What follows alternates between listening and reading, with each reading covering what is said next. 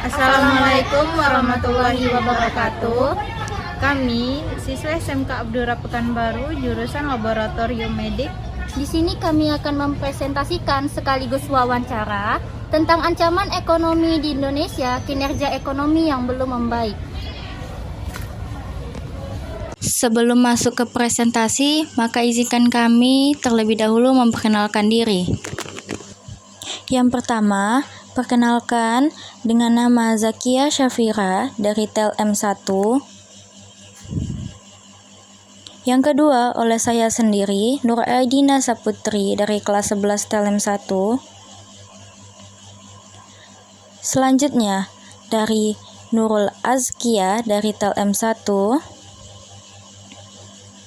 Kemudian, dengan nama Naila Afifah dari TEL M1.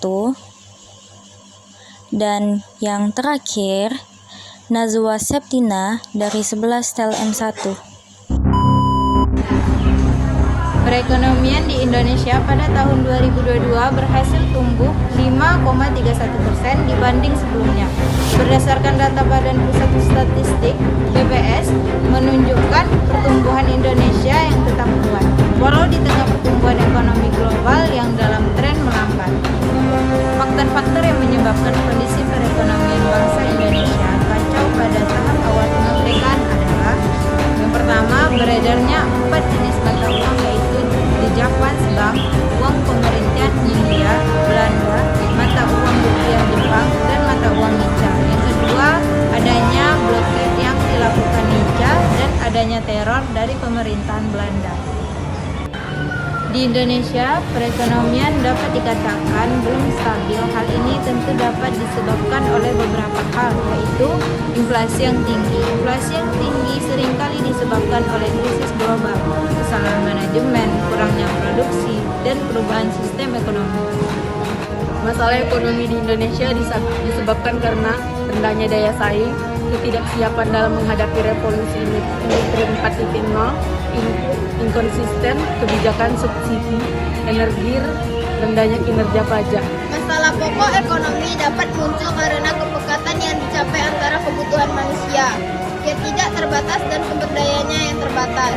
Kebutuhan manusia untuk memenuhi kebutuhan hidupnya sangat beragam. Di sisi lain, ketersediaan sumber daya yang tersedia belum tentu memenuhi persyaratan ini. Permasalahan dalam keberagaman ekonomi Indonesia, terbatasnya lapangan kerja bagi masyarakat, kesenjangan sosial, terjadinya persaingan tidak sehat, kecemburuan sosial, kemiskinan, munculnya pengangguran, dan inflasi. Cara mengatasi permasalahan pertumbuhan ekonomi adalah: yang pertama, dengan mengendalikan pertumbuhan penduduk; yang kedua, meningkatkan teknologi yang tepat guna, serta meningkatkan jumlah produksi barang dan jasa.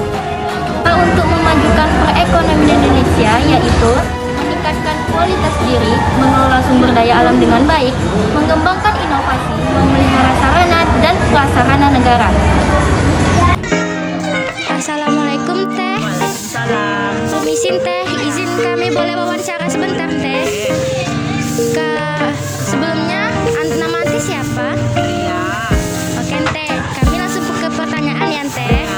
Menurut Ante, ekonomi Ante saat ini sudah membaik atau masih belum stabil? Masih belum stabil.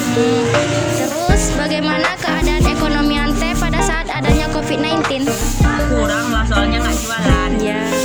Terus apa yang menjadi kendala ekonomi Ante saat ini belum stabil? Ya pertama ya, karena orang yang belinya pun juga agak sepi, barang yang dibeli agak mahal gitu. Iya. Terus bagaimana cara mengatasi perekonomian Ante saat ini? Mengatasinya macam jajan dikurangin, macam belanjaan natural 50.000